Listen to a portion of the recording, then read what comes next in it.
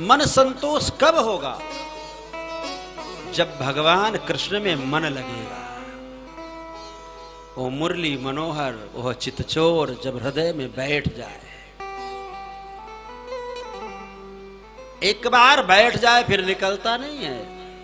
वृंदावन में एक गोपी बैठे बैठे ध्यान लगा रखी थी।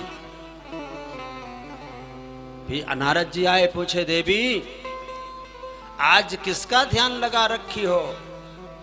उसने कहा, बाबा मैं ध्यानवान का जानू, मुझे ध्यान वगैरह नहीं आता है।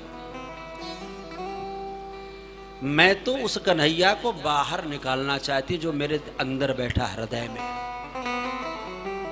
अरे और दिन की बात छोड़ो, आज की बात सुना रही हूं। प्रातः काल में गाय से दूध दूहने गई और वह चितचोर कन्हैया मेरे सामने आ गया और कहता है, भाभी सारा दूध तू ही दूह लेगी या कुछ मुझे भी देगी? और मैंने प्रेम से दुग्धधार उसके मुख में मारती गई और वह पीता गया। होश तो तब आया जब अंदर से सांस आई और कहने लगी, बहू पागल हो गई है क्या? सारा दूध तो तूने जमीन में गिरा दिया। फिर कहने लगी, जाओ जमुना से जल ले आओ। मैं जमुना में जल लेने गई, घड़ा भरी, घड़ा भारी था, नहीं उठ पाया। इतने में वह चितचोर कन्हैया आ गया और कहता, भाभी उठा दूं? मैंने कहा, लाला उठा दे। और जैसे उठाने लगा वैसे गायब हो गया, घड़ा टूट गया। फिर भी सासू गाली दी।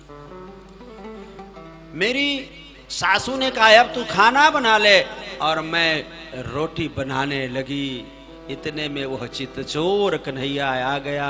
तवा की रोटी तवे पे, दूसरी रोटी चूल्हे पर और तीसरी हाथ में रह गई। मैं तो उसी से बात करने लगी। मेरी सासू ने मुझे बहुत गाली दिया, इसलिए मैं उसको निकालने के लिए बैठी हूं। नारद जी कहते, धन्य है गोपी, शेष महेश गणेश दिनेश सुरेश जाय निरंतर ध्यावै। ब्रह्मा नारद आदि महेश सब देवता जिसका ध्यान करते हैं वो ध्यान में नहीं आता है। ताहि अहीर की छो हरिया छछिया भर छाछ पे नाच नचावे।